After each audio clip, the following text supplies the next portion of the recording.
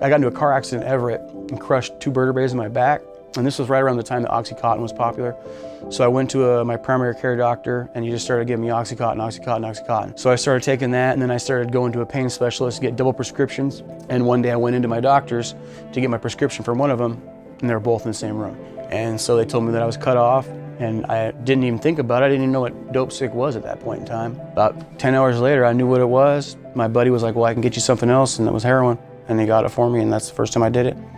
And 14 years went by after that. I lived and breathed for heroin or any kind of opiate that I get my hands on. So I learned how to go through treatment real easily, like just to get into treatment, follow the rules, and get out really easily, and then go right back to using.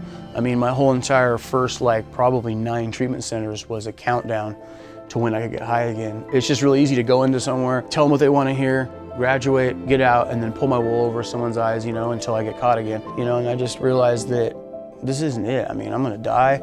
I lost my stepbrother, one of my best friends, to this stuff. I've lost a lot of friends to this stuff. I don't wanna be a statistic. I don't wanna be another just drug-related death, another overdose. I was just tired of begging mom for money.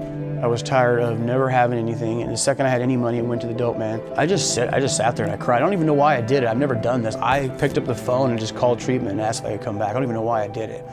And before I realized that, she's like, well, come back tomorrow, I went into treatment. So what stood out to me about Scott was his determination, his hard work, and when he would talk about his family, the passion in his eyes, and the true love that he has for his sobriety and wanting to make his family proud. He wants his story to be heard because he wants other people to be empowered by his story. I felt more of like a friend with her than just coming in as a client. I look forward to seeing her. I consider her a friend, and I always felt welcome, and I could talk to her about anything and not be judged, or and she would help me out, and she's an awesome person for that. I am incredibly proud of Scott. I remember when Scott told me, Amanda, guess what? I just got married yesterday. I could have cried. I was so proud of him and so happy, and that was just another milestone that he had achieved in his sobriety that he would not have been able to achieve in active use. I'm able to get up every day,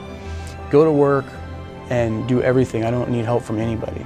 And I know that without it, it'd be a downward spiral. I can't be a man for my wife or a dad for my kids if I'm not sober. So I'd say that's probably the most important thing to me right now is sobriety. I've always felt like a human being here, and that's one of the biggest things that has kept me coming here, is just knowing that it's worth a shot. They're worth a shot. So just give it a try.